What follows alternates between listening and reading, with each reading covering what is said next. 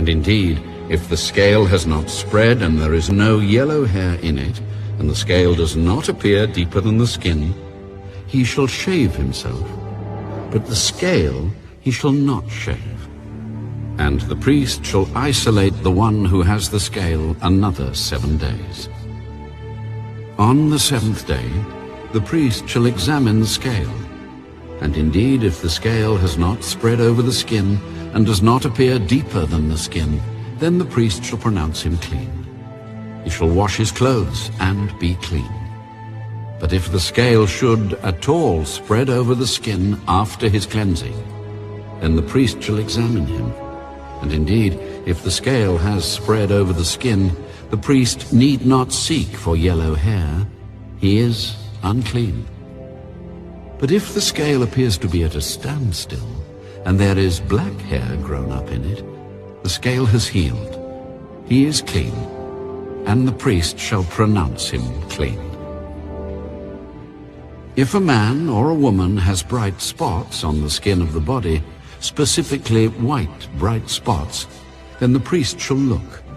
And indeed, if the bright spots on the skin of the body are dull white, it is a white spot that grows on the skin. He is clean. As for the man whose hair has fallen from his head, he is bald, but he is clean. He whose hair has fallen from his forehead, he is bald on the forehead, but he is clean.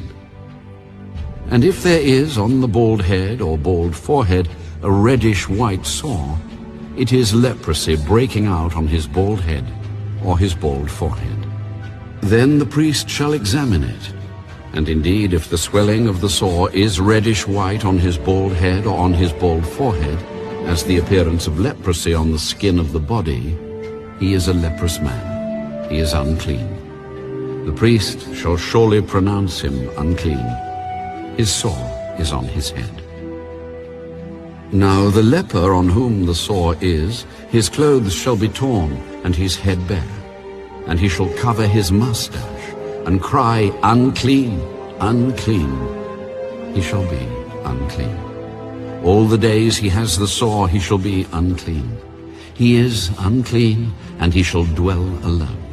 His dwelling shall be outside the camp. Also, if a garment has a leprous plague in it, whether it is a woolen garment or a linen garment, whether it is in the warp or woof of linen or wool, whether in leather or in anything made of leather, and if the plague is greenish or reddish in the garment or in the leather, whether in the warp or in the woof, or in anything made of leather, it is a leprous plague, and shall be shown to the priest. The priest shall examine the plague, and isolate that which has the plague 7 days. And he shall examine the plague on the 7th day.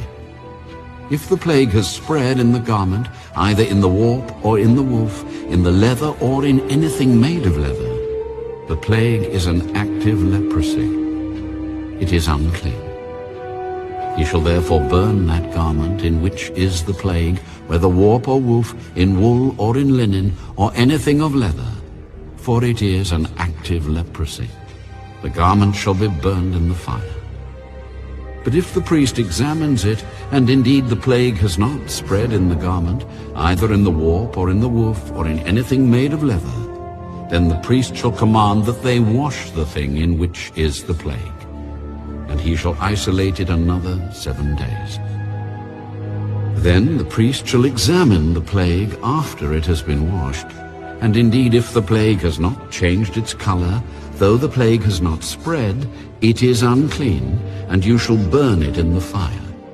It continues eating away, whether the damage is outside or inside. If the priest examines it, and indeed the plague has faded after washing it, then he shall tear it out of the garment, whether out of the warp or out of the woof or out of the leather.